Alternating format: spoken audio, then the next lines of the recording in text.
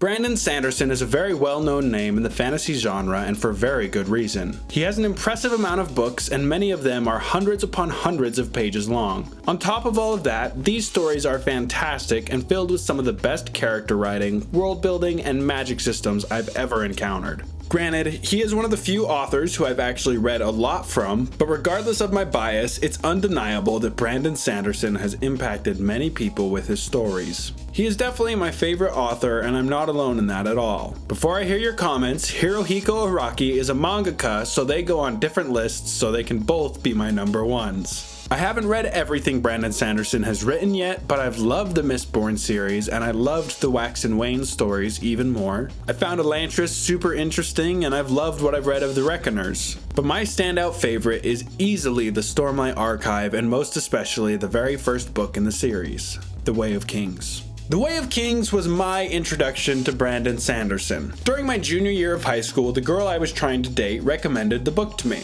I of course checked it out in hopes of it getting me a little bit closer to soaking, but I loved the book. As I've reread the book for this video, I've been really happy to find that my memories of it were completely accurate. There is just so much good to say about this book. All of the characters focused on are very well thought out, and they all have stone solid character arcs. And the world around those characters is breathtaking. The continent of Roshar is a stone world, and in turn, everything on that continent has adapted to live in that type of environment. The land is also constantly ravaged by very powerful high storms that make the stone essential for life. The grass, for example, lives in tiny burrows in the holes that it can pull itself into during those high storms to protect itself. The grain is grown inside of these special plants called rock buds that have adapted to live and grow on the stone and survive the high storms as well. Every detail of this expansive world has been thought about in this way. There are unique cultures and races, amazing environments, incredible magic systems, interesting histories that are filled with mystery, class commentary with the use of the caste system, and much, much more. All of this comes together to make one of my favorite stories I've ever read. As much as I would love to just thought spew about the entire book for 5 hours to you, I'm not gonna do that today. Today, instead of talking about the entire book or the entire series, I wanna just focus on one specific character, Kaladin Stormblessed and his character arc. We're just going to be focusing on the first book today. Spoiler alert, but Kaladin doesn't die in this story, and he continues to be a character for the books to come. That being said, I only want to talk about his character arc here in the first book. There are two reasons for this. For one, I think his character arc in the first book is the most solid, and he's focused on a lot in the first book. The second reason is it's been 5 years since I've read the third book, Oathbringer, and probably 7 since I've read the second book, Words of Radiance. I do plan to reread both of those books in the coming month because I'm trying to read Rhythm of War because I haven't yet. So we're just going to focus on book 1 today. My memories of books 2 and 3 in the Stormlight Archive are good memories. They're just not burned into my mind like Kaladin's story is. Like the brands used to mark the character, Kaladin's story seared itself into my mind after I read it in high school, and it never went away. So today, I'd like to talk about his character arc and how maybe we can all learn a little bit from it. Spoilers for his entire character arc in book 1. I won't be exploring the other main characters that are focused on in this book and their stories, so if you haven't read Way of Kings yet, there's still going to be plenty for you to experience after watching this video. I think this video is a somewhat safe watch for you. While I will be spoiling some of the best parts of the book, including the amazing ending, I don't think watching my relatively short video can ever compare to reading this 1,000-page novel. My hope is that this video will provide a great look back for fans of the character and the series, but I also hope this video will help encourage people who haven't read the series to seek it out and see what else it has to offer for them. Part 1 of the book opens with our introduction to Kaladin, and it's a fantastic one. As a reader, we're thrown into the perspective of a frightened 15-year-old boy named Sen. He's a greenhorn soldier and understandably very terrified in his first battle. Thankfully, Sen got moved to a new squad of soldiers at the last minute who seemed to actually care. One of the bigger men takes Sen in and coaches him on some of the basics and reassures him that he's going to be okay. Sen asks how could he know that, and Dalit responds with, "Because you're in Kaladin Stormblessed squad." I love this introduction to Kaladin. Through Sen's naive and new eyes, we as a reader are really able to get a clear picture on Kaladin and his men. Kaladin's men all treat him with respect and are all clearly very well trained. They are all confident and ready. Soon after hearing his name for the first time, we see Kaladin join the squad of soldiers. He meets with Sen and then moves on with Dalit to plan out their positioning for the upcoming battle. The other soldiers here support Dalit's claim of Kaladin being Stormblessed. He's lucky, they say. Soon after the battle begins, Sen realizes that unlike other squad leaders, Kaladin takes the lead in his squad and fights at the very front. As the battle begins and rages on, you as a reader are really able to tell that Kaladin and his men are a step up from everyone else. All around Sen is absolute chaos, yet Kaladin and his men stand against that chaos like an impenetrable wall, fighting it back constantly. Unfortunately, untrained as he is, Sen gets separated from the troops while on a retreat. He's knocked down and has an enemy spearman above him ready to strike. Then, like a storm, Kaladin enters. In moments, Kaladin is able to neutralize the man attacking Sen and his 5 companions. The battle continues to rage on with Sen amazed as he watches Kaladin take down an officer off of his horse. However, the young boy's attention is caught when over on the other side of the battlefield, he sees a shard bearer riding into the battle. And then, the chapter ends. We're still with Kaladin in chapter 2, but it's now 8 months later and he's locked in a cage eating slop. He is noticeably different from the man we met just a page before. His air of confidence and care is now gone. Instead, it's replaced with an isolating, angry air. Kaladin is a slave. We're not sure why exactly as a reader yet, but it's clear through context clues that he's been a slave for a while and he's tried to escape numerous times. His last escape attempt even earned him a new slave brand. The Shosh brand marks Kaladin as dangerous. That's this bottom one here.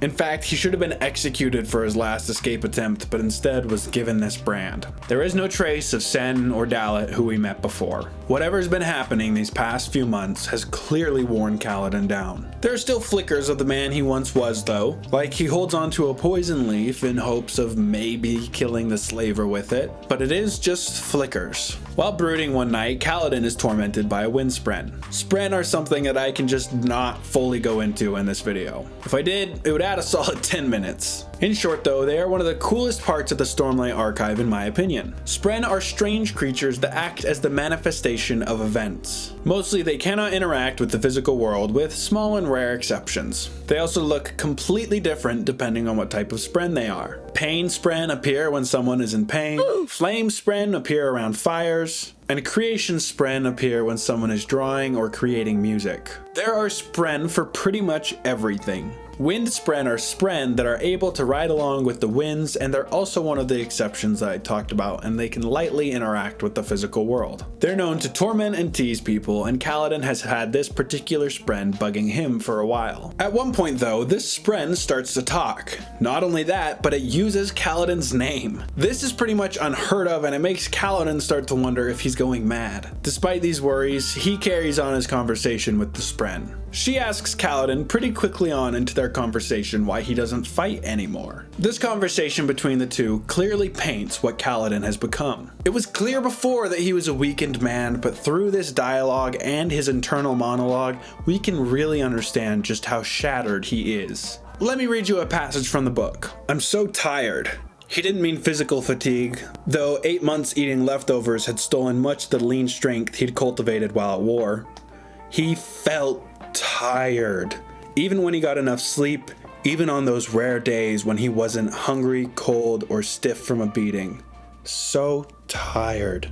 This makes it clear that Kaladin is brutally depressed, and who wouldn't be? 8 months ago, he was a squad leader with a group of men he could call friends and family. They're all gone now. We do learn in this section through Kaladin's internal monologue that Sen and Dalit did die. We don't know how, all we know is that Kaladin failed them.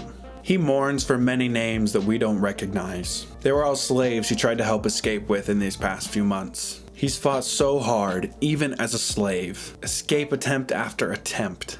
Failure after failure. Kaladin is tired.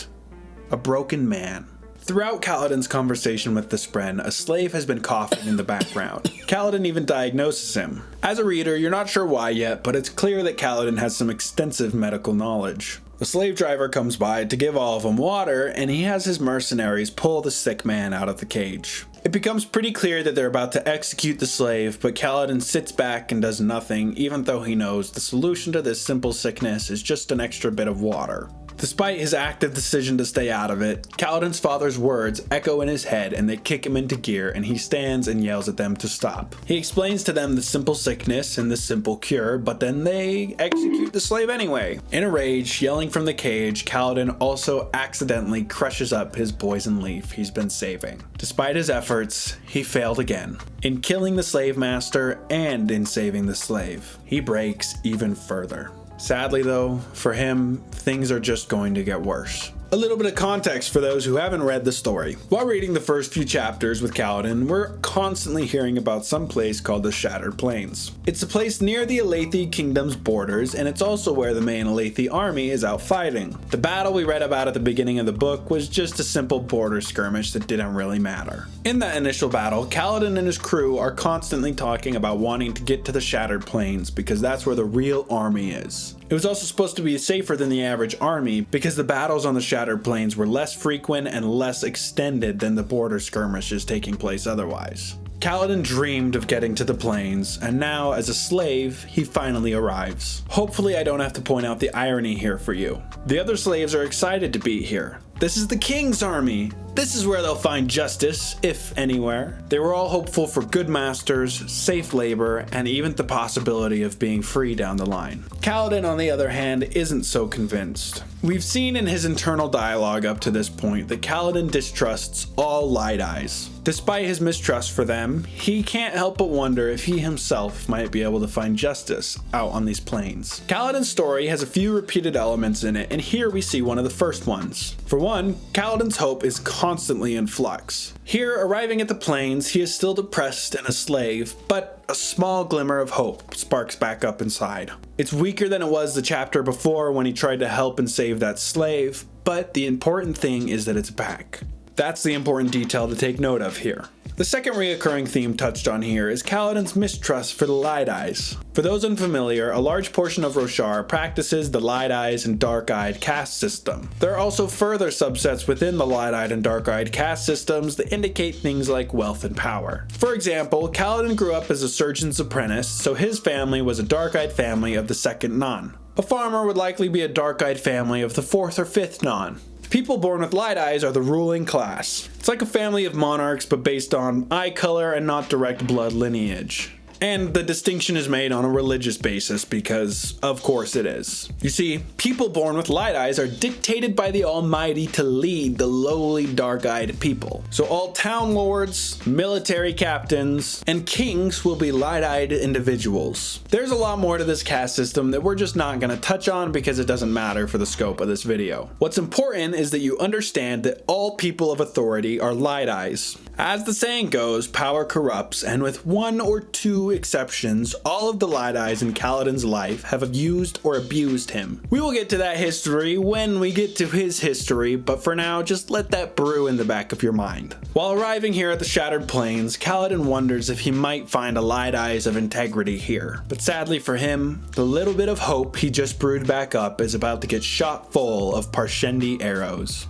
At the Shattered Plains, there are different war camps run by different high princes, and Kaladin's luck has him sent to the worst possible one. At any other camp, he'd still be a slave, but he'd likely spend his days in the hot sun digging latrines, and trust me, that is better than this. Kaladin's slave train arrives at High Prince Sadeas' war camp, and the slaves are inspected. Kaladin tries to convince the buying lady that he could be a worthy spearman, but thanks to the slave master and his Shoshbrand, he is sent to join the bridge crews instead. The buying lady even tells Bridge Master Gaz to give Kaladin special treatment.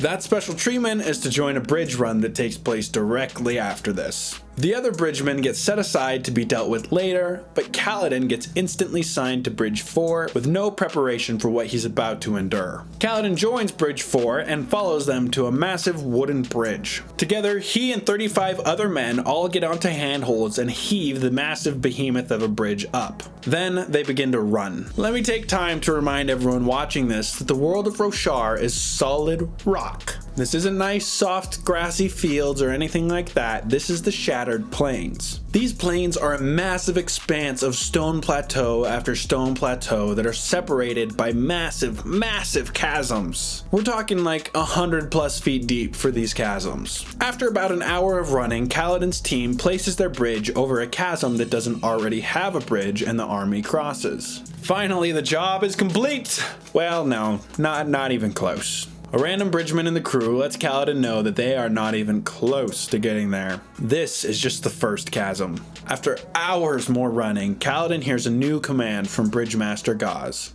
Switch. The whole time Kaladin's been running in the back, but now he's in the front of the bridge. They have actually arrived. At the edge of the plateau is another chasm that he and his team must get their bridge across. The issue is the massive line of Parshendi archers lining up on the other side. I'm sure you can guess what's coming as quickly as Kaladin did. As he and his team charge the chasm, the Parshendi loose volley after volley of arrows at the men. All around Kaladin, men die.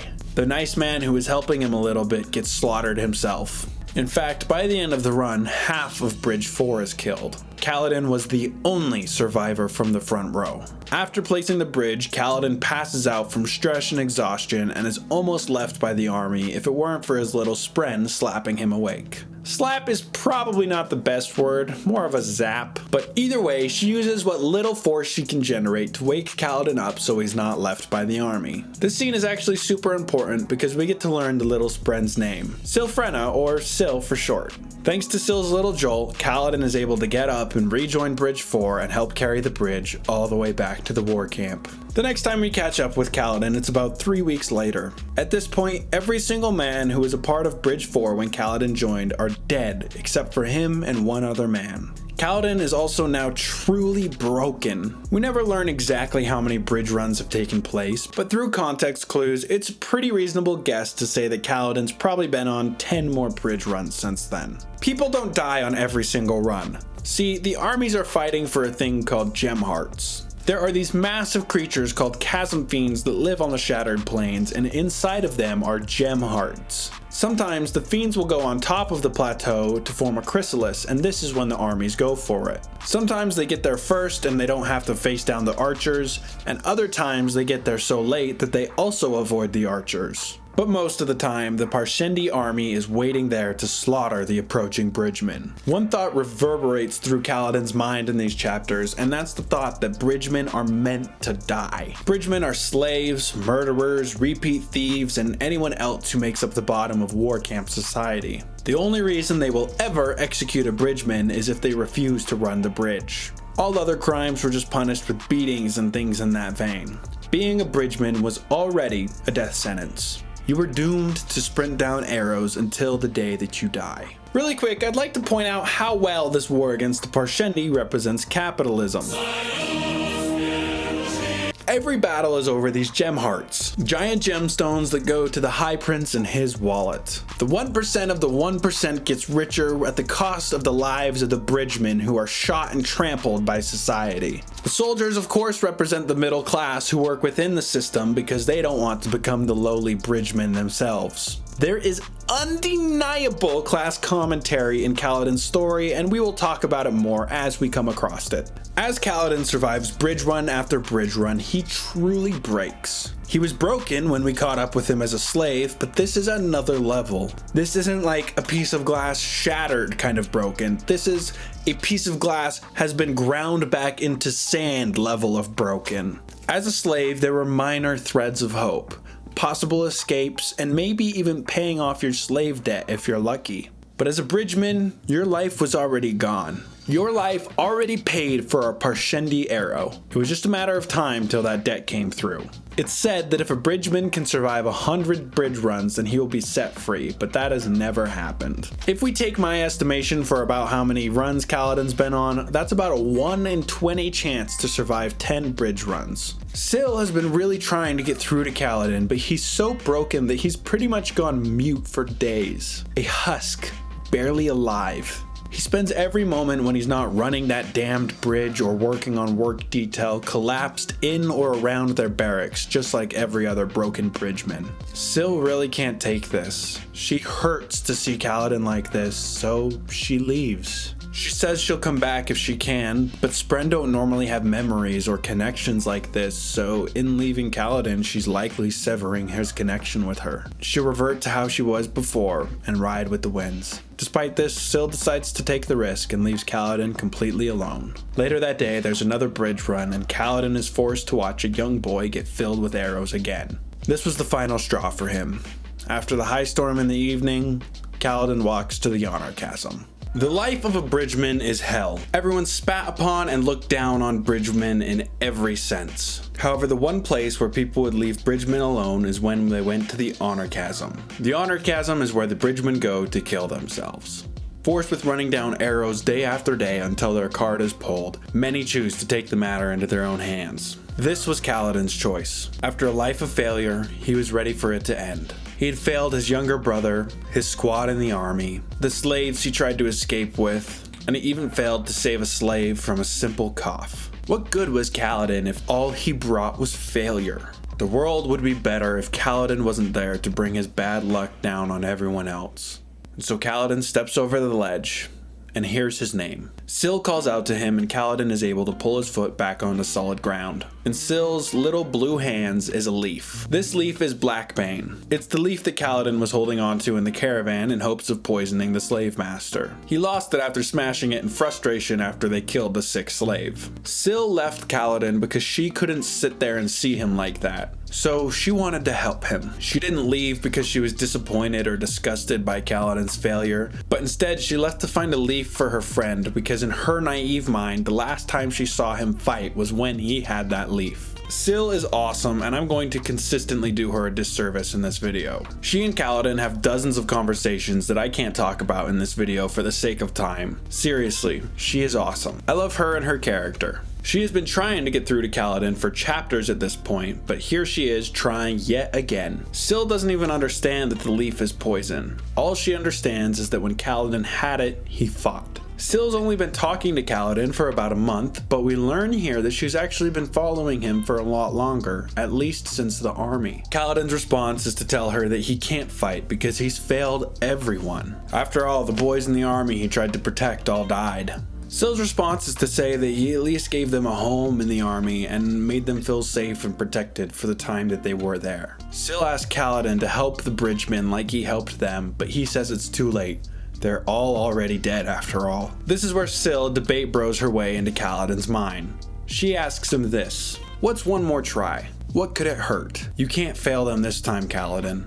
Like you said, they're all already dead. As they continue to talk, Kaladin becomes convinced by Syl's words. After they talked, he was still a bridgeman, but he had renewed a little bit of that determination inside of him. After this event and conversation, Kaladin has his old self back. He might be a bridgeman, but Kaladin was back, baby! He makes a few notable changes. First, he assaults the bridge master Gaz. In this confrontation, Kaladin forces Gaz to make him bridge leader, and he also stops paying off his slave debt with his meager income. Kaladin is a slave, but the laws dictate that slaves get paid. It's just an absolutely pathetic amount. Kaladin uses a small portion of that tiny bit of money to bribe Gaz for future goodwill. The next thing is he learns the bridge crew members' names. Bridgemen never bothered to learn each other's names when they expected a third of them to be killed on every run. Each man was too consumed by PTSD, alcohol, or their impending doom to worry about the man next to them because they're both probably dead in the next week anyway. But not anymore. Kaladin had to almost beat it out of a few bridgemen, but in the end he got their names. He would know who he was protecting.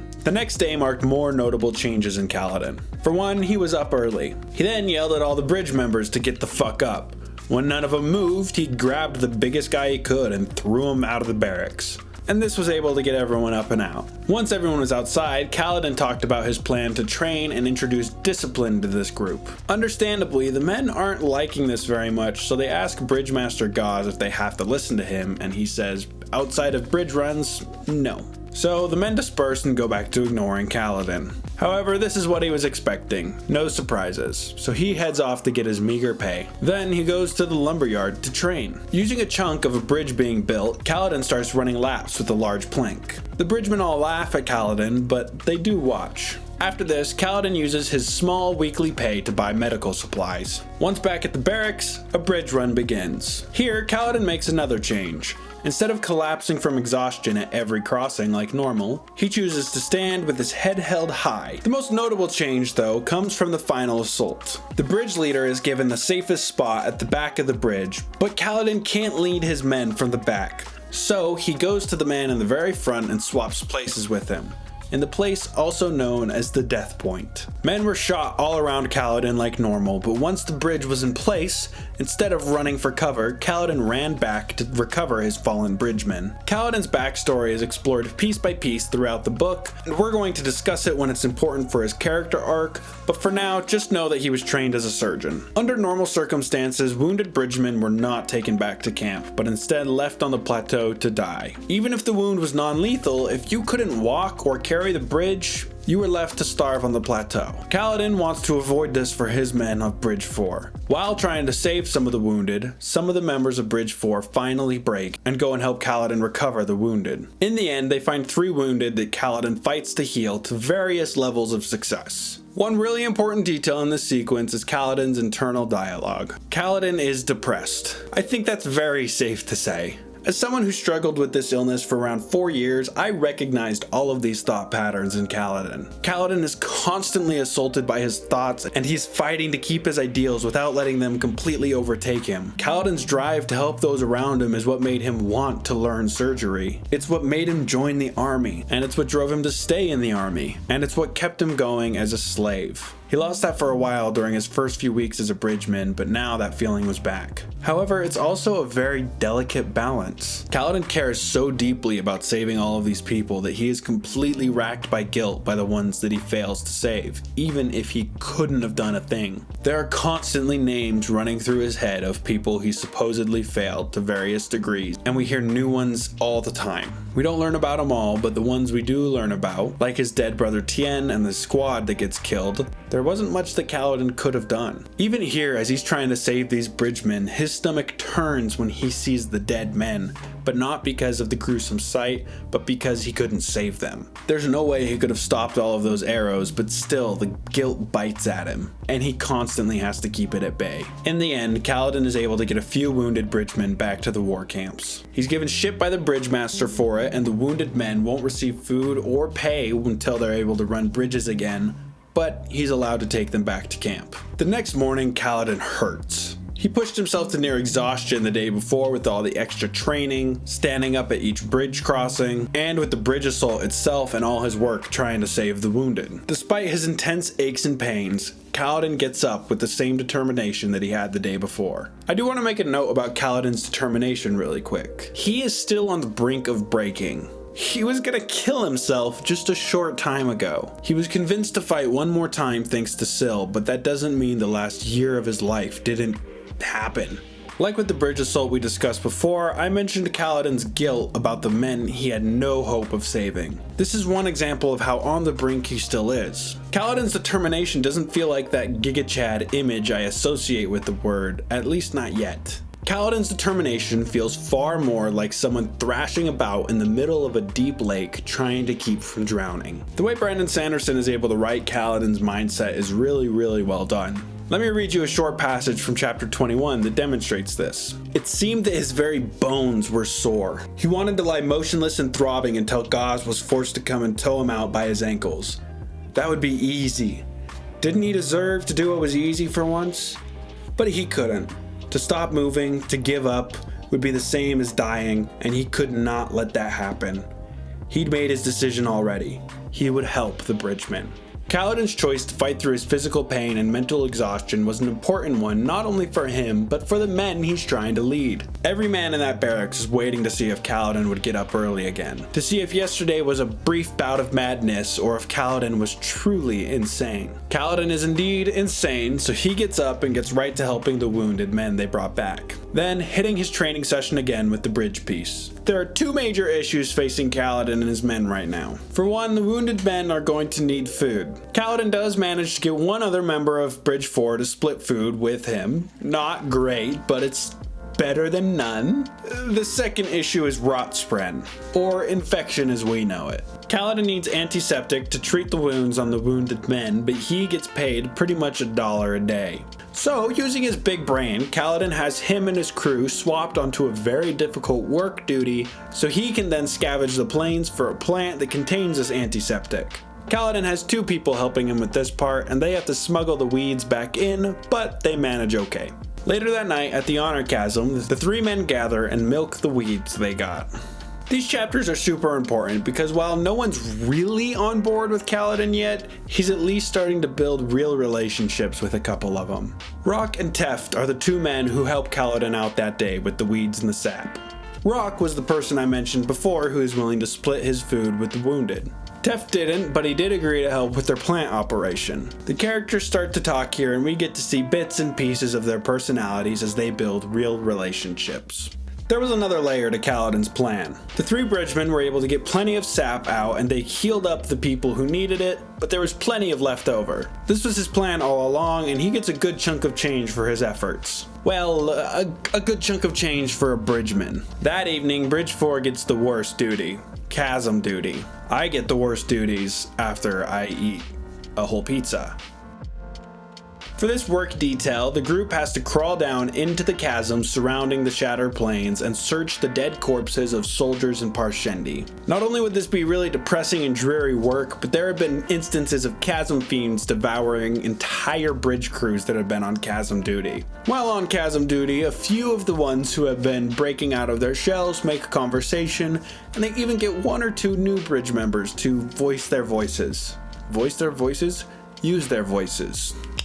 The big moment here though is when the group is looting a pile of bodies. Kaladin picks up a spear and in so a lot of military memories start rushing back to him. This gives him kind of a glazed over look staring at the spear, and some of the bridgemen who don't like him yet start taunting him. They ask him if he's going to use the spear on himself. In response to this, Kaladin lets his instincts take over and he falls into a masterful kata. A kata means just a choreographed martial arts exercise pretty much, so Kaladin is just showing off with his spear for a bit and it has the bridge crew in awe. Not many of the men have joined with Kaladin in any real capacity yet, but they have all been watching him. They wonder why he's doing what he's doing, and now down in here, they see him perform a masterful spear exercise. This adds to Kaladin's mystery that he has to a lot of them, but it also at the same time proves to a lot of them that he might actually know what he's doing. The most important development of the day though comes that evening after chasm duty. Kaladin had a bunch of leftover money from selling the antiseptic, so he uses that money to buy a big cooking pot and some ingredients. That night at the barracks, Rock and Kaladin cook up a big pot of stew and they eventually get most of the bridgemen to join them for the meal. Most don't talk, but they at least join. The fruit of Kaladin's efforts are proved the next morning when most of the men come out with him and join him in training. The next time we see Kaladin, it's been a few more days, and at this point, all of the bridgemen are joining in on the meals and training. It's also safe to assume that it's no longer just Kaladin and Rock splitting food with the wounded. These men took time to crack, because like Kaladin, they were broken men. Kaladin was able to stitch himself somewhat back together thanks to Syl, but these men needed Kaladin's help to do that. Yes, they're still bridgemen and they face death multiple times a week, but they at least have a little more hope. They have a tiny glimmer again, and when you're in that rough of a position, it's very easy to grab onto that. Not very easy, it's very appealing to grab onto that.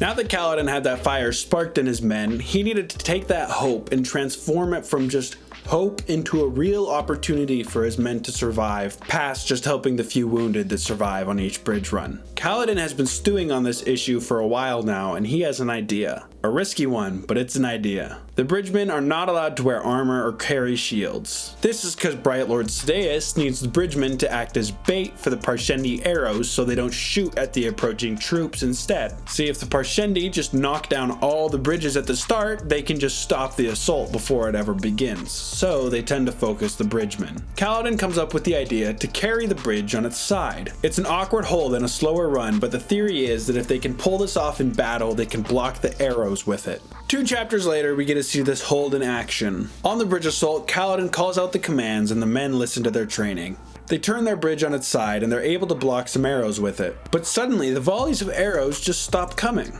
Of course, Bridge 4 isn't upset about this, but those Parshendi archers still shot arrows. They were just at other bridges instead of Bridge 4. This caused a lot of bridges to be focused more than normal, and in turn, a lot more men died, further causing a lot more bridge crews to drop their bridges. To make things worse, a lot of other crews saw what Kaladin's crew did and they tried to replicate it, but because they've never practiced it and they weren't coordinated, if they attempted it, they dropped it. Essentially, due to Bridge 4's actions, and much more directly, Kaladin's actions, a lot more bridgemen were killed and this assault was failed completely. Kaladin sees the coming storm and tells his men to get back to camp safety and then goes off to take responsibility. The chapter ends how you'd expect, with Kaladin getting the shit beat out of him. I mentioned this earlier, but the only reason why a bridgeman would be executed is if they refuse to run a bridge. Big offenses like murder or repeat offenders are strung up instead. This is rare because bridgemen are usually only alive for a few weeks at the longest, so there's not really usually time for them to rack up multiple offenses. For Kaladin, his crimes were great enough to be strung up.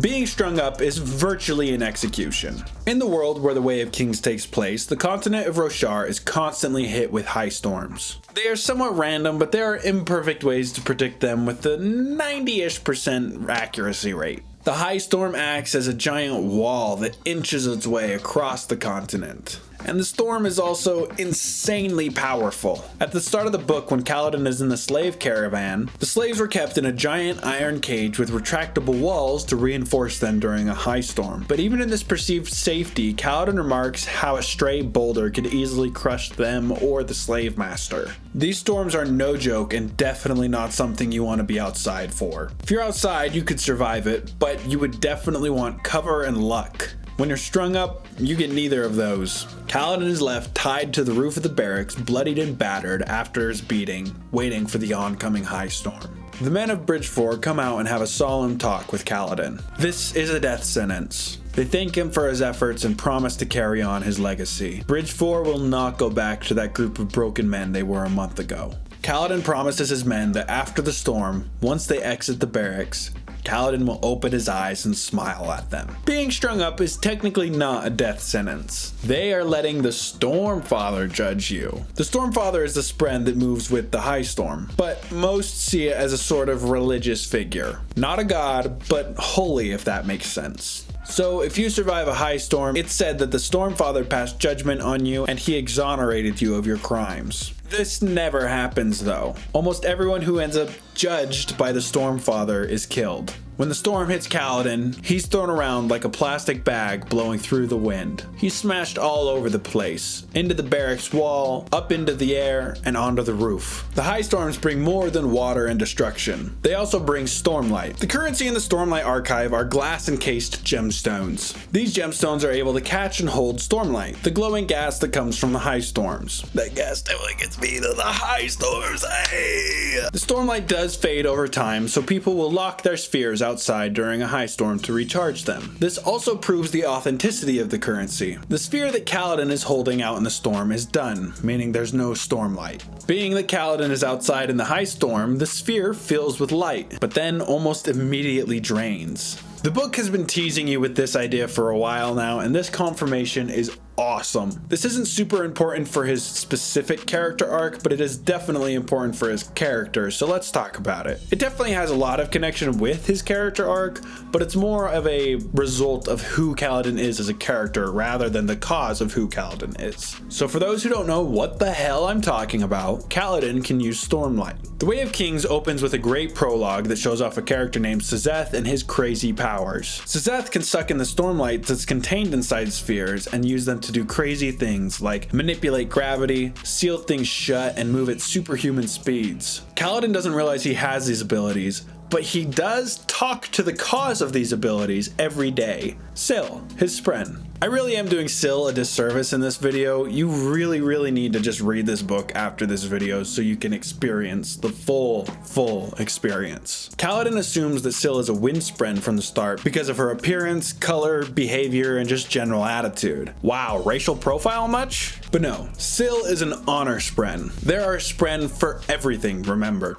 Honor Spren are attracted to honorable people and bond with them, or they bond with people and make them more honorable. Syl and Kaladin have a conversation about this at one point, and it's kind of an interesting idea. It doesn't matter either way though. What matters is the fact that Syl bonded with Kaladin a few months before his military squad got killed and he got sold into slavery. Due to his bond with Syl, Kaladin has been sucking in small amounts of Stormlight during times of high stress. Early bridge runs in the book describe Kaladin's muscles filling with power in the same way that it describes Kaladin's muscles filling with power later in the book when he intentionally sucks in Stormlight. Also, Kaladin is constantly remarking how his spheres keep going done. Very cool hinting and foreshadowing. Anyway, Kaladin's indirect Stormlight use is exactly what's kept him alive for so many bridge runs. One of Kaladin's abilities that he doesn't know he has allows him to pull objects toward his Stormlight. Kaladin has been running alone at the very front at the death point of the bridge run for many runs now, and yet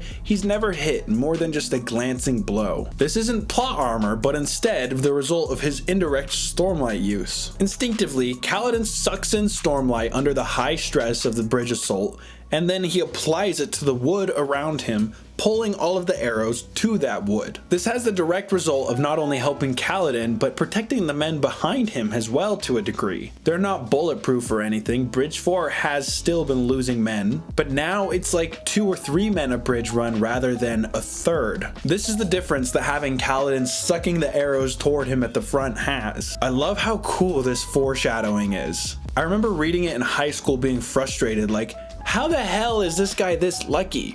And then as you figure it out, it's like, holy shit. Oh, so good.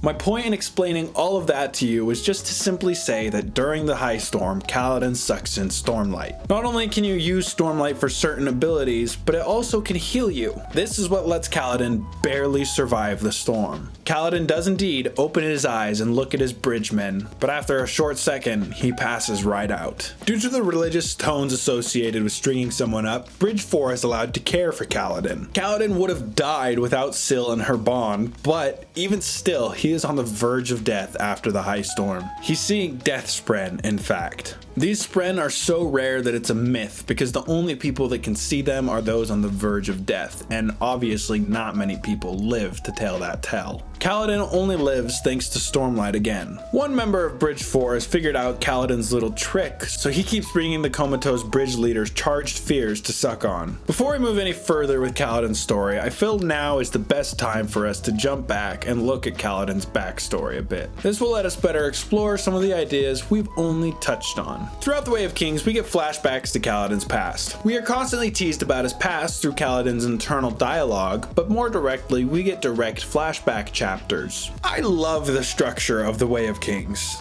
The way that Brandon Sanderson is able just to drip you information every chapter is fantastic. Kaladin's backstory is a great example of this. However, we are going to butcher Brandon Sanderson's nice structure and just speedrun Kaladin's backstory for the important events. Kaladin grew up in a small town named Hearthstone, kind of in the middle of nowhere in the kingdom. Kaladin's family had the status of second non thanks to his father's employment as a surgeon. Kaladin's father Lorin is a major part of his character development in these early flashback chapters, but I want to more focus on his Bridgeman character arc, so we're gonna skip a lot of Lorin's stuff. In short though, Lorin is a really great character who seems to be a genuinely caring and loving father. He doesn't charge people for his surgeries, but the townspeople typically still pay him in the form of donations. Kaladin's mother Hesina helps support their income by doing odd jobs around the town as well. As a kid, Kaladin went by Kal, and he spent his days exploring the rocks around Hearthstone with his brother Tien and the local daughter of the Bright Lord, Laurel. Besides that, Kaladin's father was also training him to become a surgeon.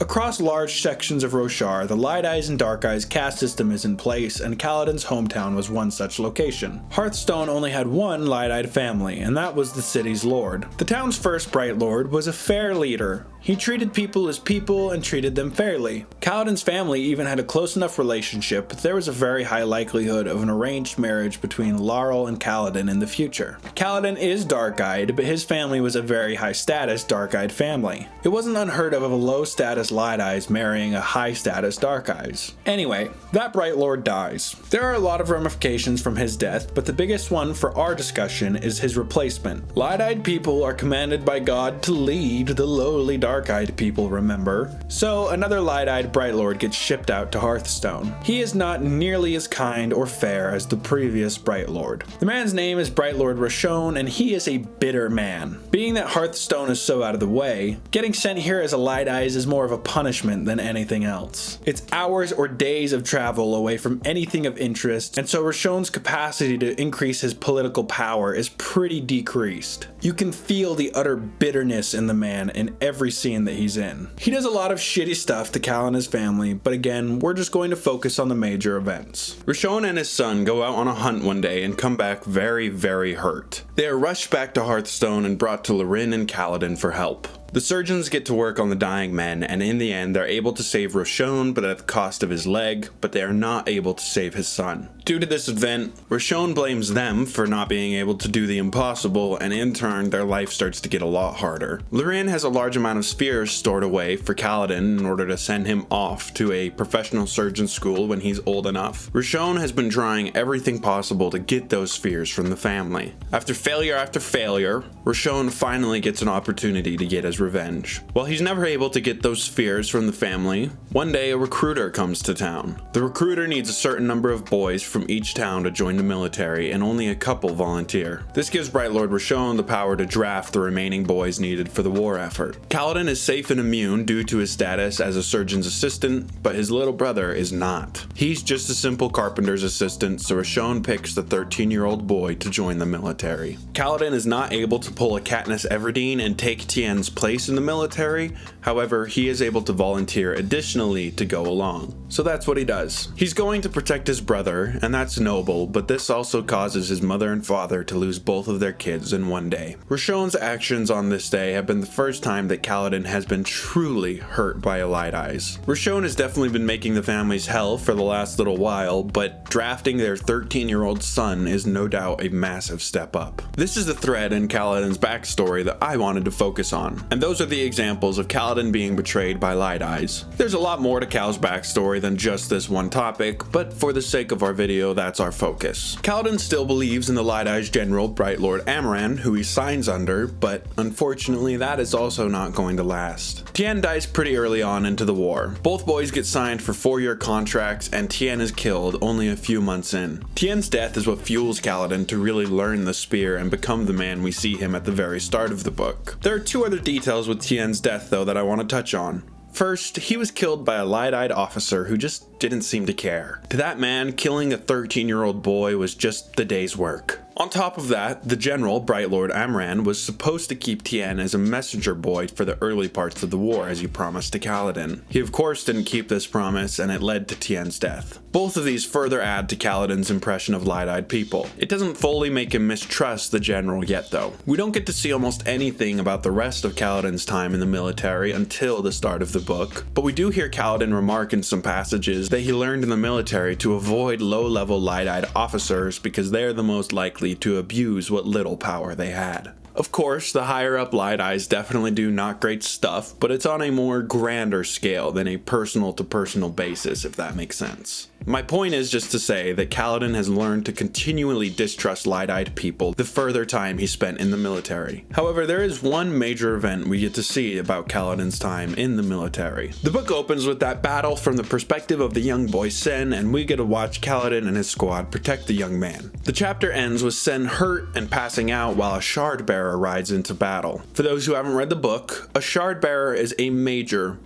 threat. Shard blades and shard plate are the most powerful weapons in all of Roshar. Shard plate is an insanely powerful armor that is fueled by Stormlight. It gives the wearer superhuman strength, speed, reflexes, and endurance. Normal weapons can break the armor, but it takes a lot of hits. Realistically, if you want to break shard plate, you need a shard blade. These blades are 6-foot long swords that can be summoned and dismissed at will. These blades can also cut through anything with almost no resistance. The only thing the sword can't cut is living flesh. Instead, a sword will pass right through a living thing and sever the soul itself. If you're cut through the neck by one of these swords, instead of being beheaded, your eyes would burn black as you die instantly. This is the force that is charging Kaladin and his squad. We see this battle again much later in the book from Kaladin's perspective. You can really feel how sick it makes Kaladin as he watches this shard bearer just run through his men like nothing, Sen included. Without doing a whole play-by-play of the entire fight, Kaladin is able to outmaneuver the shard bearer,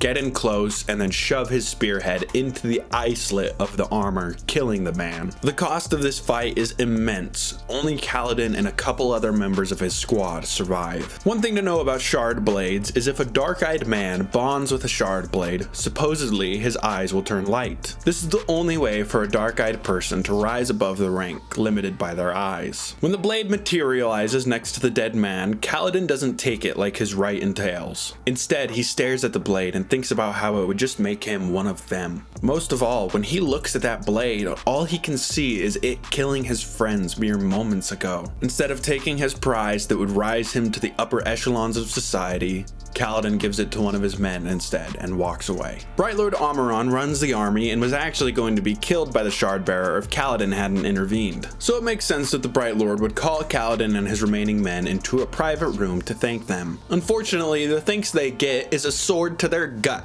Kaladin's remaining squad mates are killed, but Kaladin himself is spared because he actually killed the shard bearer. He is instead branded with slave brands. Those are the top two. Why in the world would Amaram do this? You see, shard blade and shard plate are worth kingdoms alone, and there is no weapon that compares to their power. A full shard bearer is essentially a full army. So naturally, the greedy Bright Lord wants this plate and blade, and so he kills the few witnesses who saw Kaladin kill the shard bearer, and then he brands Kaladin and sends him off to slavery, never to be seen again, and he takes the plate and blade. This is the final thing that truly breaks Kaladin's trust in all Light Eyes. Up to this point, he's been saying things like, well, at least Bright Lord Amaron is still a true Light Eyes, a man of honor and integrity who cares about the people he rules over. But now Kaladin just watched that man kill his few remaining friends, and then he sold him off into slavery, all for greed. This officially kills Kaladin's hope for people in power. This theme continues to carry forward as Kaladin's time as a bridgeman and slave. Reading Kaladin's story again today as a leftist really opened my eyes to the class commentary that fills this story. I grew up conservative and I changed my views after high school, so my first experience with the book, I completely missed a lot of the messaging that just leaks from this story. I'm not going to break down every little detail of it, but if you've been watching this video, I think you can guess what things I'm going to say. You see, the dark-eyed people are stuck in a rat race, and so are some of the lowest status light-eyed people. This race is, of course, now, say it with me now, capitalism. Now, the monarchical side of things definitely complicates it, but I think at the core of things, the system in Roshar is very comparable to the system we live in today. The light-eyed people hold all the power. Due to simply their birthplace in life, they're able to thrive and succeed far greater than the dark-eyed people below them. This helps represent a class and wealth inequality, but it also helps represent white privilege. Look, if you believe that wealth inequality isn't an issue or that white privilege doesn't exist, then I can't help you. You are not my target audience for this video. I'm not convincing you in this. I'm not going to lay out all the studies or all the arguments for all of these things because that would take ages. If you don't believe in systematic racism, then I recommend you watch How to Pretend Systematic Racism Doesn't Exist by Some More News. And if you don't think wealth inequality is an issue, I recommend watching Why Being Poor is So Expensive, also by Some More News. Those videos will provide all the arguments and everything that I can't. For my video, I'm simply making the comparisons to the book and to our real life. In our world today, where you're born has a massive impact on your future. You could get lucky and be born into massive wealth with parents who are Harvard alumni, pretty much sealing you into the top 5% of society for the rest of your life. Or you could get unlucky and be forced into homelessness early in your life, leading to a compounding stream of shit that just makes your life super hard. The zip code that you grew up in has been shown to be a decent statistical predictor of your future outcomes in America. The OpportunityAtlas.org shows this off really well. Here you can see all of America and how the zip codes affect the statistical outcome for someone who grew up there. You can adjust other factors too. I think the best point of evidence for my example is when you change the predicted future outcome based on your parents' income. It varies from county to county across America, and other factors change that outcome predictor as well, but when you change your parents' income from low to medium to high, the predicted income changes by about 10 grand a year every time you go up. In America today, where you're born in society will have a major impact on where you're able to go in life. In the kingdoms across Roshar, where you're born in life and society will have a massive impact on what you can do with that life. I think you can definitely argue that the world of the Stormlight Archive has less class mobility than our real world, but even still, I don't think it's that big of a difference. For dark-eyed people, their options are to join the military and hopefully get a high post in there, or learn a very specialized trade if they want to advance in society. However, there is a very hard cutoff for them because of their eye color. If they can go to war, kill a shard bearer and claim the blade, then they can become a Light Eyes. In line with the rest of the class commentary that fills up this story, the idea of someone claiming a shard blade in battle just emphasizes the idea of this representing the rat race of life. It's definitely a more extreme example, but I believe the metaphor still fits. In The Way of Kings, dark-eyed characters are constantly bringing up the idea of claiming a shard blade and moving up in society, a once-in-a-lifetime opportunity that would catapult them high above their highest dreams. And so, low-status men will throw themselves in front of a shard blade in hopes of getting a lucky hit on the shard bearer. To me, this is comparable to the capitalist machine. In order to survive, we have to throw ourselves at the machine just like the men have to dive into the path of that blade. We don't die directly in the real world. However, I would argue that many people still have their souls cut just like the victims of the blade. In our world, you have to get a job. Makes sense, I have no issues with that. Work will always need to be done. The issue is that in many cases, people are forced to sacrifice their passions for that job in order to live. This is what I'm comparing to getting your soul cut by the shard blade. We all have lofty dreams or goals. Maybe you want to make the next Facebook, or be the next Ryan Gosling, or create a successful business that you're proud of. Whatever your dream or goal is, you probably won't fully achieve it. People no doubt succeed and reach their goals in our world, but my point is that statistically speaking, most people are going to have to push those dreams to the side in order to take their day job. They end up taking that job that they can kind of just tolerate for the paycheck, and slowly, as the years go by, their passions start to fade away more and more. The very lucky few are able to get their hands on that metaphorical shard blade and achieve their dreams fully. However, most get their souls cut in that process and just end up sticking with what they need to survive. You could argue that the metaphor I just presented was, well, a metaphor, and not the author's original intentions with the shard blades. I disagree personally when it comes to the claiming a shard blade part. That part feels like pretty explicit criticism, but sure, maybe my metaphor about people getting their souls cut was a bit of a stretch. The thing that I think the blades do intentionally represent is that idea of class mobility and how rare it kind of actually is. There are two other examples I want to talk about when it comes to this class commentary point, and I don't think you can say I'm projecting nearly as much on these two. First, back to eye color and white privilege. Many kingdoms in Roshar believe that light-eyed people were called by the Almighty to lead the lowly dark-eyed people. The Light Eye families are thus treated much better by society and everyone in general, and they're also given access to a lot more wealth, power, and opportunity. Yes, you do have low-status light-eyed people still stuck in that same churning machine like the dark-eyed people, But theoretically, that low-level light-eyed person's theoretical future is far greater than any dark-eyed person could dream of. Many low-level light-eyes still fight for a sharp blade of their own. A sharp blade? I'm not. That stays in. But they also have numerous other avenues that they could take to gain status or wealth. On top of that, this is the way the system's been for centuries. This leads to the extremely split society we see in Way of Kings. In our real world, we don't have as explicit of a system of advantages and disadvantages when it comes to discrimination, but we still have the impacts of histories very heavily. Let's address what I think is the most obvious discrepancy in my metaphor. We don't treat white people like they're chosen by God. At least not today. See, in many faiths back in the day, skin color was a factor. Let's take the faith I grew up in, for example. The Mormon Church for a long time barred black people from leadership positions. This was for a few reasons, but one of the biggest was because of a verse in the Book of Mormon. 2 Nephi chapter 5, verse 21. And he had caused the cursing to come upon them, yea, even a sore cursing, because of their iniquity. For behold, they had hardened their hearts against him. They had become like unto a flint. Wherefore, as they were white and exceedingly fair and delightsome, that they might not be enticing unto my people, the Lord God did cause a skin of blackness to come upon them. Yeah, you heard that right.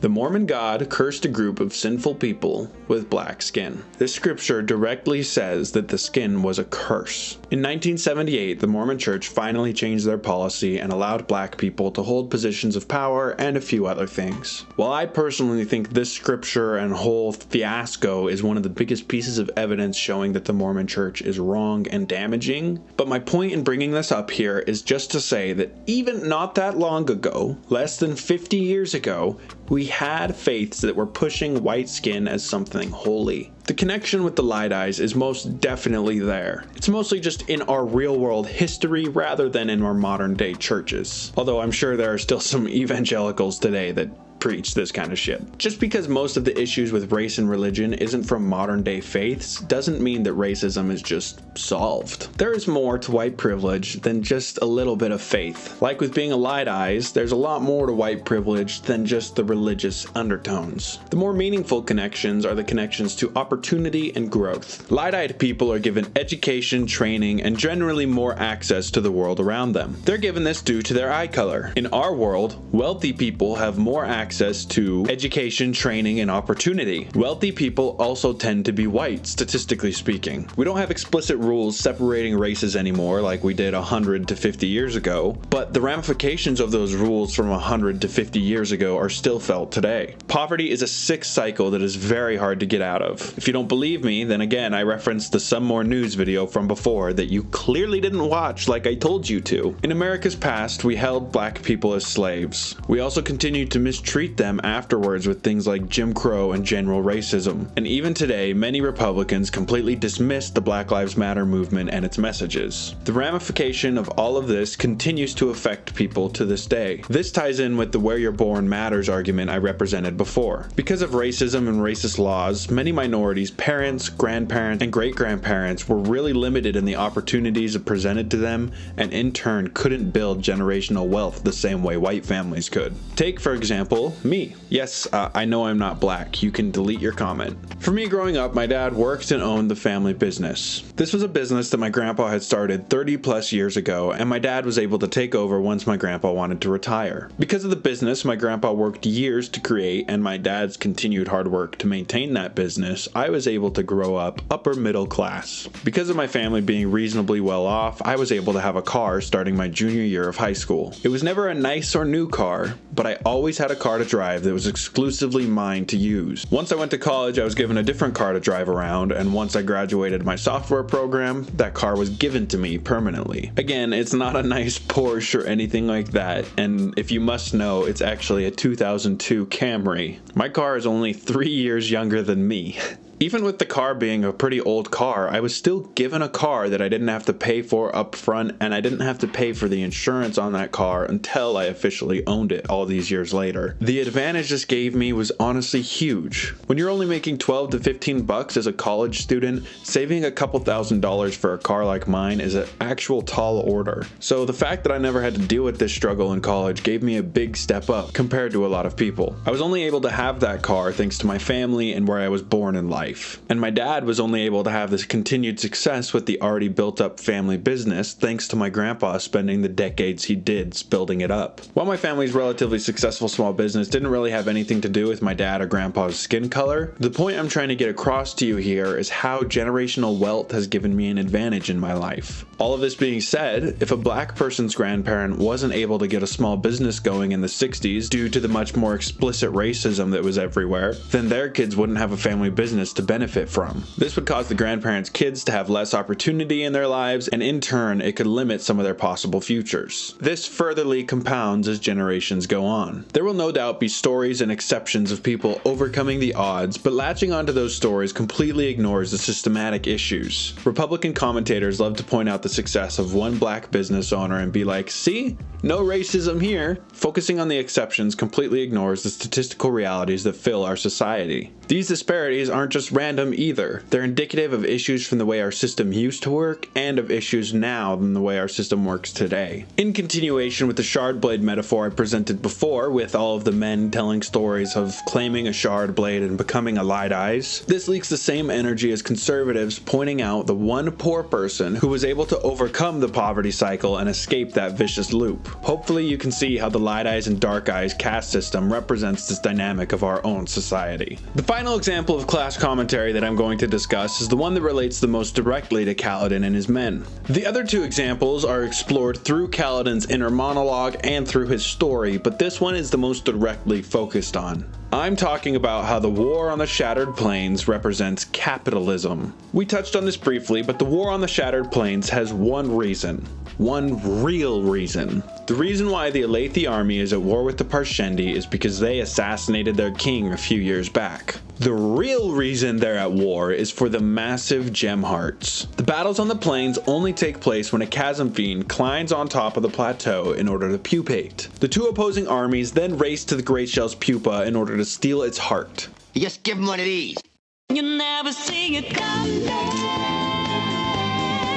The winning army claims the prize. For the Alethi army, the gem heart goes directly to the High Prince. It's not split among the men who fought for it or anything of the sort. It goes to the 1% of the 1%. All the men who are fighting and dying to try to claim these gem hearts are just fighting to make their High Prince richer and nothing else. Their salary doesn't change if they kill a Parshendi or if they claim a record number of gem hearts. They are simply meat to make the 1% of the 1% richer. This is something Kaladin takes note of as a bridgeman, and it sickens him. It's one of the things that keeps him pushing forward. No one is going to care about these people who are killed and victimized by the system that they live under, losing and wasting their lives. Some bridgemen are forced into that hell because they can't find work anywhere else, and the meager pay and the death sentence is worth it. Others are slaves like Kaladin and have no real choice, and some committed crimes that sealed their fate. The bridgemen are no doubt comparable to those who are worst off in our world. Obviously, we don't have the poor and homeless running a bridge at a stream of arrows twice a week, but the way the world tends to treat the poor and homeless is pretty similar how the soldiers treat the bridgemen. Instead of risking their lives with arrows, the poor are forced to work 3 jobs. Maybe they have to steal to make ends meet, and sometimes in our world, people will go from fine one day to homeless the next. At least in America, we don't really offer solutions to these people. We send criminals to prison for really long sentences, and as a society, we stigmatize them once they get out. There's no real rehabilitation that goes on besides maybe 1 or 2 rare underfunded programs, and a lot of prisoners are forced back into criminal ways once they get out. This isn't the same as taking an arrow, but I do think it's comparable. A metaphorical arrow, if you will. Being in and out of prison your whole life isn't really a life. Past that, the homeless aren't treated any better. There are a few resources, but not nearly enough. I watched a documentary about the mole people of Las Vegas, and a lot of the people they talked to had a similar story. Sure, some lost their homes due to drug use or crime, but many people just got unlucky.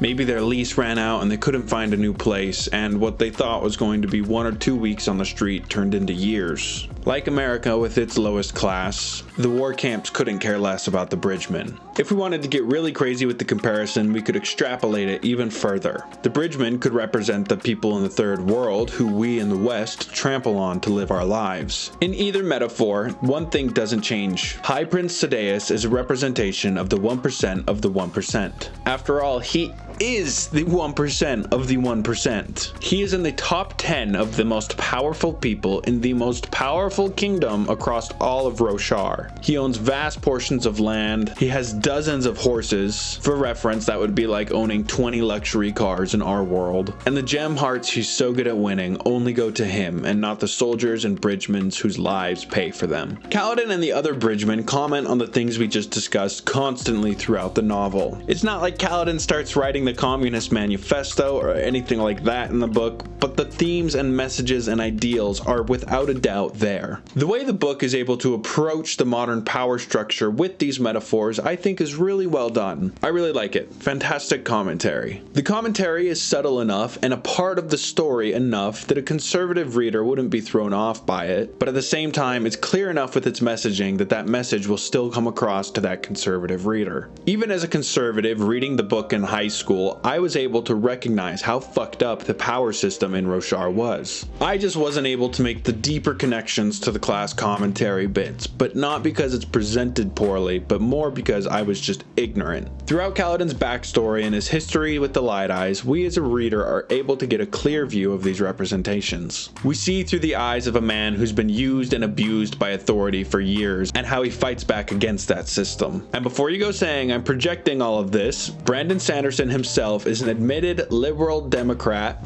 Bernie Sanders supporter. It's pretty safe to say that a lot of this messaging was intentionally put in by Brandon Sanderson. Not to brainwash your kids or anything like that, but because he believes these values are good. Now, Brandon Sanderson is Mormon, and I don't quite agree with him there, but as he says on the Reddit post where he confirms his politics, he says that his political views and things really shouldn't matter too much when it comes to his novels. When it comes to the idea of separating the art from the artist, I personally kind of struggle with that. Like, for example, I genuinely kind of dislike Harry Potter now because of J.K. Rowling. As an ex-Mormon, it is a little weird for me to have my favorite author be an active Mormon, but the thing is, Brandon Sanderson's faith in the LDS Church doesn't really creep into his books at all. Someone's core values and beliefs will no doubt make it into their work of art, after all that's what art is for. But never once does it feel like Brandon Sanderson is creating his novels with the intention of getting people interested in his religion. Even more than that, he himself might be an active LDS member, but even in his books he shows great representations of people who would believe the exact opposite from him.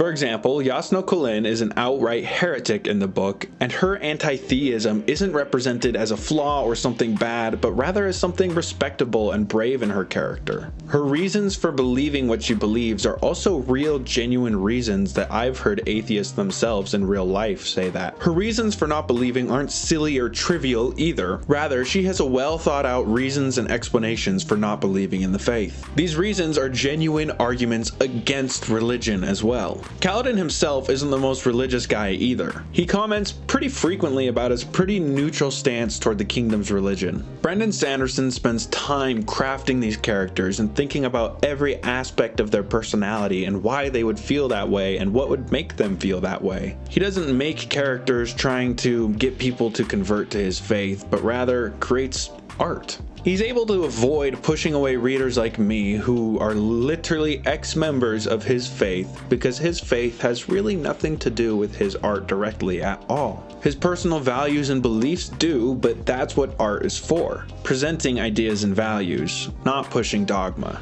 Anyway, this last little bit about Brandon Sanderson was a bit of a tangent. My bad. Feels like ages since we've talked about Kaladin and moved his story forward at all. So let's move forward and finish it up. Where we left off with Kaladin and his story was when he was strung up in a high storm and barely survived thanks to his ability to use Stormlight. Once Kaladin is healed, he's back to trying to save his men from this broken world. The other thing that's back is Kaladin's desire to give in and give up again. This is a hopeless task. Him and his men are doomed to run arrows. Sure, Kaladin has helped his men and helped reduce their casualty rate, but they still lose a couple of men on every run. In a matter of weeks, they'll all be dead. So in this section of the story, Kaladin's depressive thinking patterns start to crop back up. This is perfectly in line with depression. Kaladin's made improvements in all of his men's lives, and he's even extended a few of their lives by saving them when they were wounded in battle. Even still, with those positive impacts, the overwhelming dread of reality is eating away at Kaladin's resolve and motivation. I think it's really important to note note that Kaladin didn't gain depressive issues when he became a bridgeman. Rather, those tendencies were magnified by the hopelessness of running bridges. In one of Kaladin's flashbacks, Laurel, the Bright Lord's daughter, remarks how Kaladin is in one of his mopey moods again. Through Kaladin's mindset and thinking patterns in these flashbacks, it's pretty clear that even as a kid, Kaladin had an issue of letting despair take him over. It even points out that during a period of time called the Weeping, where it's a few weeks of constant rain, Kaladin gets super mopey. This is what we would know as seasonal depression. His depression as a kid was never nearly as bad as when he was a slave and bridgeman, but it was no doubt there. I dealt with depression for around 4.5 years, and while I wasn't diagnosed when I read Way of Kings, I no doubt recognized myself in Kaladin's thinking patterns. Kaladin's fight with his own mind is one of my favorite parts about his character. To be fair though, I would say that about pretty much every part about his character because he's just so stone solid. To make things harder on Kaladin in Bridge 4, things get changed up after their little stunt with the bridge. Previously, work duties were rotated. Some days you'd be on duty to clean the cooking pots, and on other days you'd be hauling heavy stones. After Bridge 4 blocked all the arrows with the bridge and caused the whole fiasco, bridge crews got assigned directly one work duty, and Bridge 4, of course, got the worst. Chasm duty. The battles on the Shattered Plains take place on those large stone plateaus that have the chasms next to them that are hundreds of feet deep. Due to this, the high storms are constantly washing corpses of soldiers and Parshendi into the chasms and toward the war camps. So the bridgemen are tasked with exploring the chasms and looting the corpses that they can find. While on chasm duty after recovering from the high storm, Kaladin expresses his hopelessness to all of the other men. It's pretty clear the instant negative impact these words have on all of the men and their morale the second Kaladin says them. Syl steps in and talks with Kaladin, and she really helps him understand, fully this time. When you're bonded with a Spren, you have to say certain oaths and ideals in order to further bond with the Spren and unlock the powers that come with that. The first of these oaths is life before death. Kaladin speaks more oaths later in the book, but this one is my personal favorite. Earlier on in the book, Kaladin viewed this ideal, I'm sure the same way most of you are viewing it right now. The ideal is clearly about protecting life, right? Life before death. We protect people and keep them alive. Kaladin's been trying to do that his whole life. First as a surgeon's apprentice, second as a soldier in the army, and finally as a slave and a bridgeman. What he wasn't seeing was the true meaning of this ideal. Life before death. Let me read another passage from the book. Also, this quote happens to be on page 609, so nice! Life before death.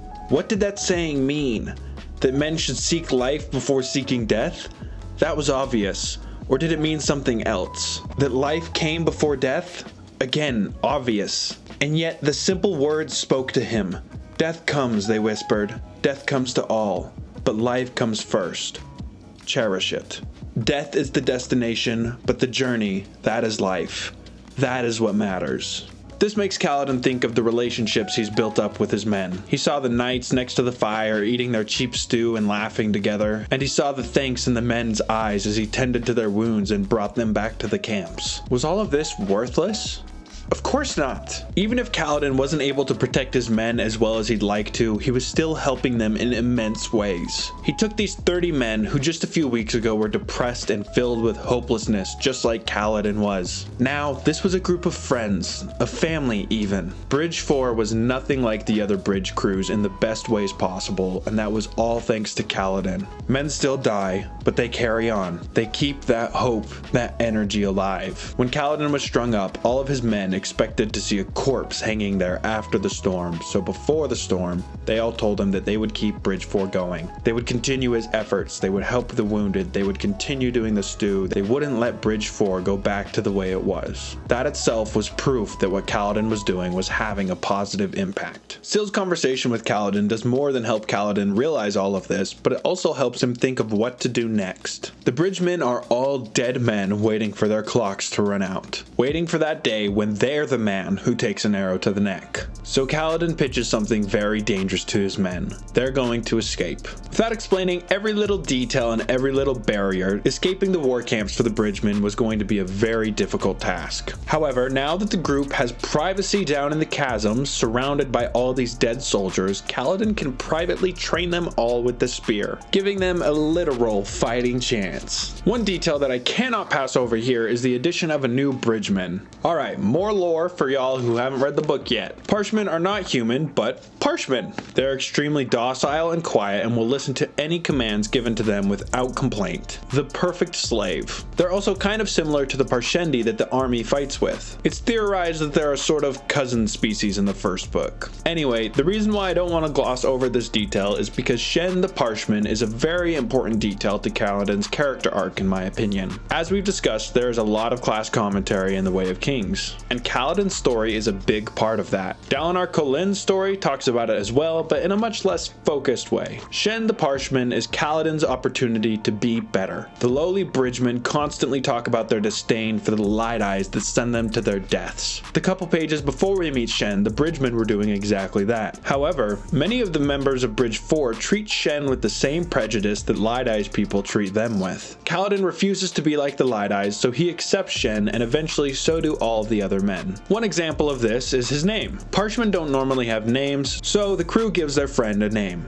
Shen. They constantly treat him as one of their own, with some exceptions. Kaladin does not train him in the spear because they're at war with his cousins, so the prejudice kind of wins over in that scenario, but even still, he's being better. They're not perfect right away, and Shen's story does continue on in the second book, but the point is, Bridge 4 treats Shen the way they treat any other bridge member. Shen does more than provide Kaladin an opportunity to be better than those who have wronged him his whole life, but he also helps show Kaladin what must be done to protect the bridgemen. On chasm duty, Shen would lose his shit when the bridgemen moved or messed with the corpses of the dead Parshendi. The Parshendi themselves leave their dead on the plateaus, they'll walk inopportune paths in order to avoid stepping on their dead, and they're noticeably upset at the soldiers when they manipulate their dead. While Kaladin isn't a scholar of Parshendi culture, he wagers they wouldn't be too happy if someone were to, let's say, cut off some of the carapace of the dead Parshendi and make makeshift armor of it and like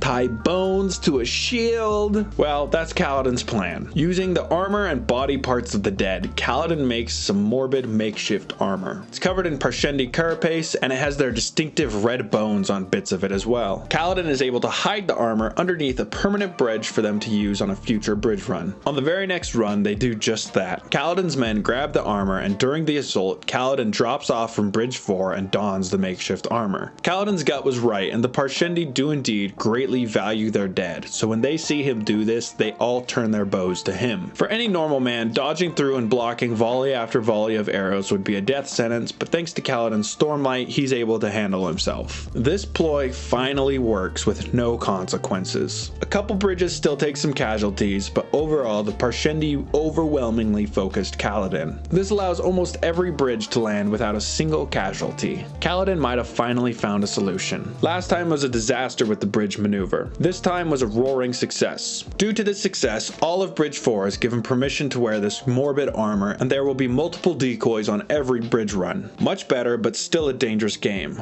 Ultimately, Kaladin's goal is to get his men out of there. We are now at the finale of the book. Before we can get to where Kaladin is, we need to add some context about some other characters. Dalinar Kholin is one of the High Princes and also a main character. I haven't really talked about him because this is a character study on Kaladin, not a look at the book as a whole. Besides Dalinar, we have a third main character who's much more disconnected from the first two in the first book. Her name is Shallan Devar, and I also really like her character arc in the book. Seriously, if you haven't read Way of Kings and this video has sparked any interest in you, go read it. There is so much in this book that I just can't talk about in a video.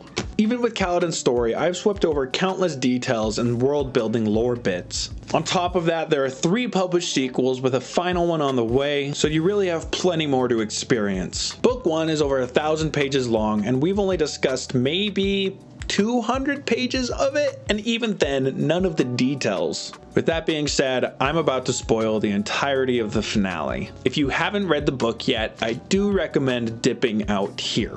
I don't think hearing the finale ruins it or anything like that, but the ending is just so good that I really think you should just experience it. Most of the character analysis is done. There will be more, but you get the gist of it at this point. The finale is that.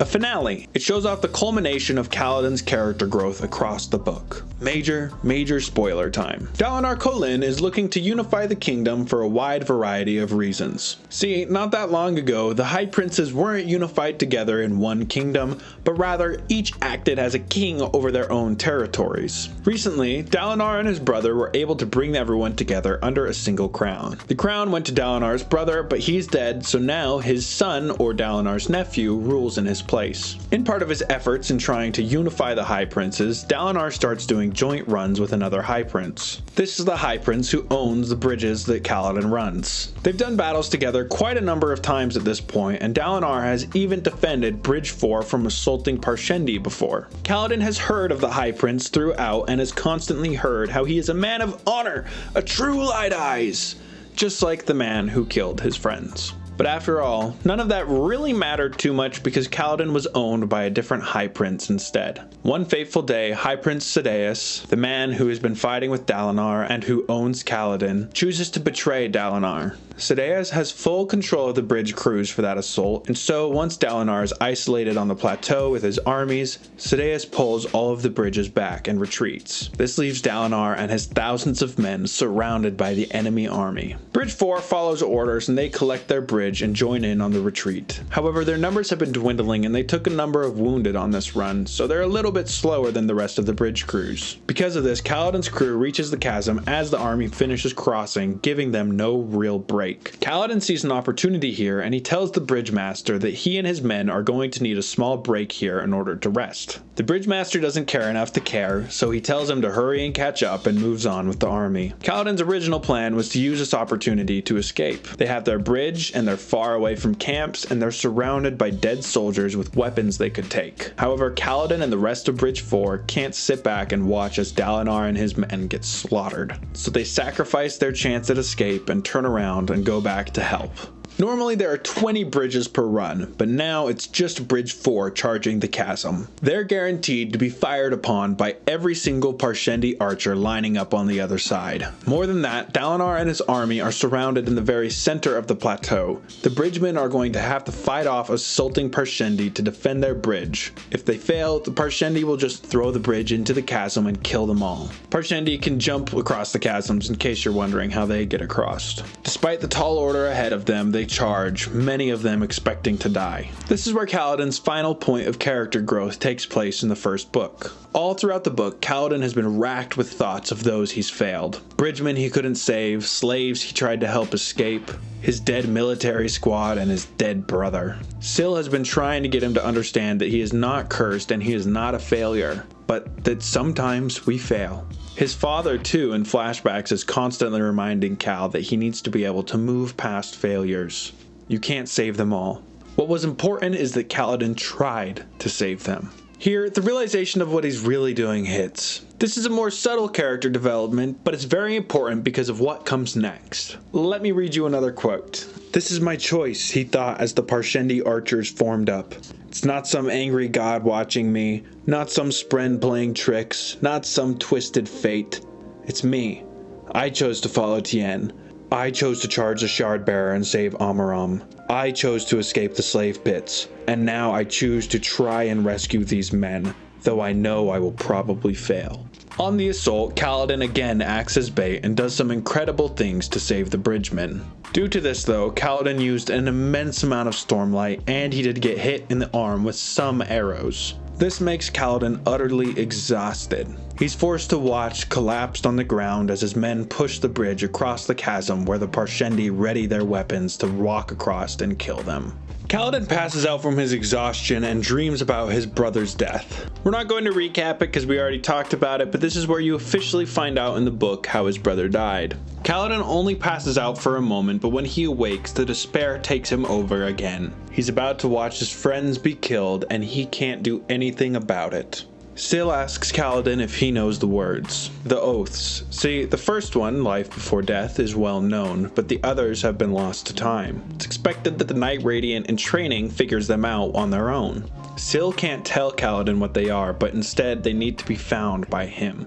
They need to be a part of him. Laying on the hot stone, exhausted and tired, with little hope inside of him, Kaladin gets to his feet, grabs his spear, and starts to run. He charges at the bridge as it's being pushed across the chasm as he chants the second oath. I will protect those who cannot protect themselves. This has been a theme in Kaladin from the beginning, and most certainly a big reason why Syl chose him. Kaladin cares about the young, innocent, and weak. His entire life he's been used and abused by the Light-Eyed Authority, and so he vows to be better. He would protect those who can't protect themselves. Right now, those people are the surrounded soldiers with no hope of escape. After Kaladin says this ideal, he essentially levels up. His body explodes with stormlight and he turns into a blur of man and spear, and he's able to defend Bridge 4 from the oncoming Parshendi line. A lot more goes on in this battle, but we're going to skip forward. Kaladin and his bridge crew were successful in saving Dalinar and his men, but even still, Dalinar lost around 5,500 soldiers, 2/3 of his forces, all gone thanks to one simple betrayal. On the way back to the war camps, Kaladin reveals to Dalinar that he and his men were originally going to escape, but instead chose to save them. Obviously thankful, Dalinar promises Kaladin him and his men safety. Kaladin is still skeptical due to his mistrust of Light Eyes and authority, but this is the best chance they've got. Once back at the camps, Dalinar confronts Sidaeus, the man who betrayed him and the owner of the Bridgemen. After a brief confrontation about the betrayal, Dalinar brings up the Bridgemen. Sidaeus won't budge no matter the cost. He wants those men back. He wants them back so he can likely string up every member of Bridge 4. Dalinar keeps doubling the price per man but keeps getting told no. So Dalinar summons his massive shard blade and shoves it into the ground between the men and offers it as trade for the Bridgemen. If you haven't read the book, then why are you still watching? I told you to leave. But also you might not understand the significance of this event. A shard blade is worth kingdoms. There is no other weapon that compares. The only way to beat a shard bearer reliably is having a shard bearer of your own. When unmatched, a shard bearer really is a one-man army. There are very few blades spread across the world. Dalinar just traded away an extremely powerful weapon to his direct enemy, just for a bunch of bridgemen and slaves. My jaw hit the floor reading this moment back in high school. I love this twist in the finale. This also really seals the book on Kaladin's character arc in the first book. After all, there's only like 50 pages left anyway. Kaladin's final hang-up has just been greatly challenged. The man he refused to believe in the entire book just lived up to every expectation. A true Light Eyes, a man of honor. Kaladin doesn't immediately trust the High Prince with everything from here on out, but this does put a major crack in his preconception of the man. This character element carries on heavily into book 2, but of course this is about book 1. Let me share with you one final quote from the book between Dalinar and Kaladin after the trade for the Bridgemen. "What is a man's worth?" Dalinar asked softly. "The slave masters say one is about worth 2 emerald broams," Kaladin said, frowning. "And what do you say?" "A life is priceless," he said immediately, quoting his father. Dalinar smiled, wrinkled lines extending from the corner of his eyes. "Coincidentally, that is what they say the exact value of a shard blade is. So today, you and your men sacrificed to buy me 2,600 priceless lives, and all I had to repay you was a single priceless sword. I call that a bargain." Kaladin Stormblessed is one of my favorite characters. Not only are the ideals that the character lives by positive, but the character himself is someone I think we could all learn a little bit from. Sure, we're never going to be forced to run a bridge into a storm of oncoming arrows, well, unless Mr. Beast needs some really interesting video ideas, I guess. But we're all faced with adversary and failure every day, whatever that might be for you personally. Your bridge run might be those college classes you're taking. Your Light Eyes might be a really shitty and petty boss, and your bridge crew might be your family that you're struggling to take care of. Whatever the case may be, I think everyone's situation could be made a little bit better by adopting some of Kaladin's mindset. His final mindset, not the depressive part. First, there's his renewed determination. His brain still beats him down and it gets at him sometimes, but he's able to constantly remember why he's doing this, and it helps him push through those moments. Also, for the record, if you're depressed, this is not me saying suck it up, buttercup. My depression didn't get better until I went to therapy and took meds for a couple of years. If you're relating to the depressive parts of Kaladin's story, that's great, but you should also probably talk to a therapist.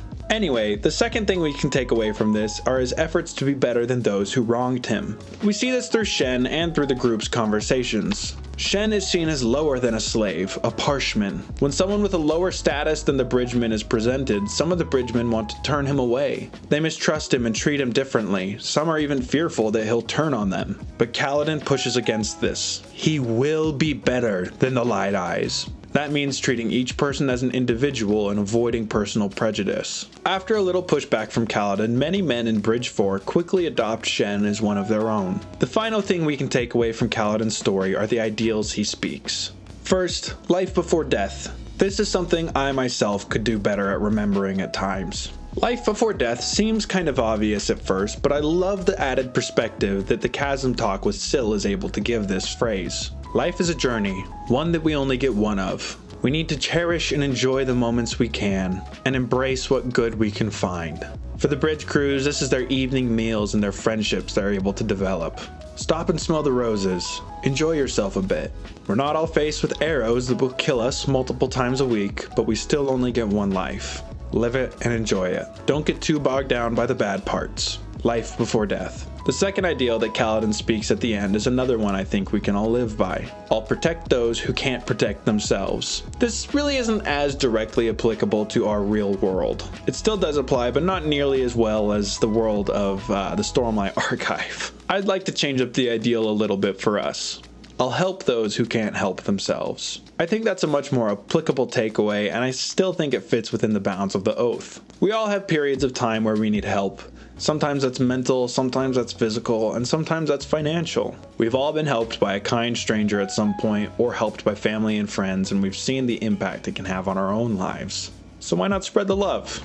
When we see a person in need and we can do something about it, we should try to. I'm definitely not perfect at this, but no one is. I think if we all tried to apply these aspects into our own life, we'd all be better off for it.